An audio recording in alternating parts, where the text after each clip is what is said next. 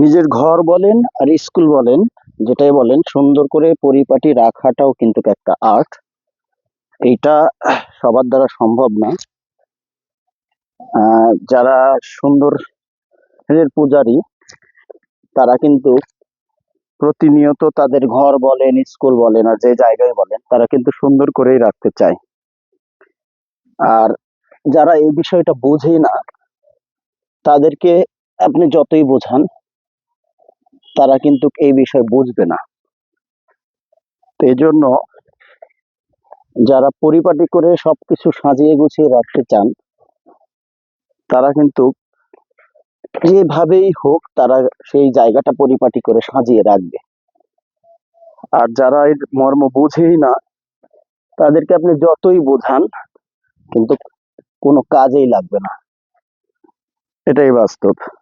তো সেই ক্ষেত্রে আমার এটা ছোট্ট পরিসরে আমার স্কুলের একটা ফুল বাগান, আমি কিছু গাছ এখানে রাখছি, দেখতে পাচ্ছেন আপনারা। মোটামুটি প্রায় 35-40টা মতো টব আমার ফুল গাছগুলোতে আছে। আমি এগুলো পরিপাটি করে সাজানোর জন্য, সুন্দর করার জন্য, দেখতে পাচ্ছেন আমি এটা ডেকোরেশন করছি। তো জায়গাটা কিন্তু চমৎকার হবে ইনশাল্লাহ, আমি বিশ্বাস করি। কারণ গাছ গাছালি আপনার পরিবেশটাকে যেমন সৌন্দর্যে বর্ধিত করবে, তেমনি আবার এই গাছগাছালি কিন্তু আপনাকে আমাকে অক্সিজেন দিয়ে বাঁচাবে। সেহেতু গাছের প্রতি যত্নশীল হওয়াটা আমি মনে করি প্রত্যেকটা নাগরিকের দায়িত্ব।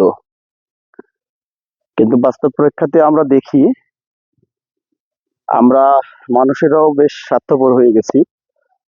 এই গাছগুলো থেকে যখন আমরা ফায়দা লুটি, ফায়দা লুটার পর একটা পর্যায়ে গাছগুলোকে আমরা কেটে ছেঁটে একদম শেষ করে দিই। এতে আমাদের পরিবেশের ভারসাম্য যেমন ক্ষতি হয়, তেমন আমরা ফুল ফল থেকেও কিন্তু বঞ্চিত হই।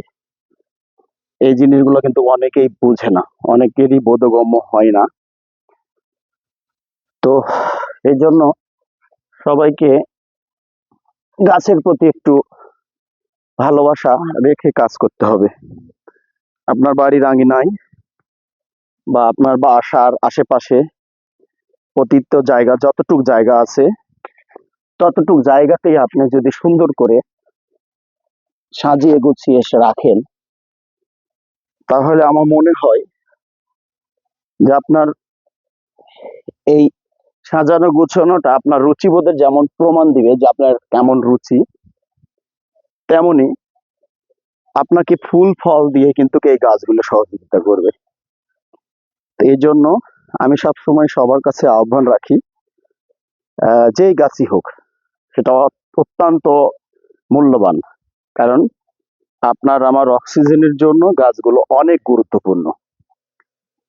এই জন্য অবশ্যই আপনারা এই গাছগুলো সুন্দর করে ডেকোরেট করে গাছের যত্ন নেবেন, তাহলে দেখবেন আপনাদের পরিবেশটা অন্যরকম হয়ে যাচ্ছে এবং আপনার রুচিবোধটা অন্যরকম একটা রুচিবোধে পরিণত হচ্ছে। যেটা আমি মনে করি যে এমন কোনো মানুষ নাই যে মানুষ এই জিনিসটা পছন্দ করে না। এরকম মানুষ আপনি খুঁজে পাবেন না পৃথিবীতে। এলো বিষয়। যাই হোক, আপনারা অবশ্যই আমার এই ভিডিও যদি ভালো লাগে, অবশ্যই লাইক কমেন্ট শেয়ার করে আমার পাশেই থাকবেন।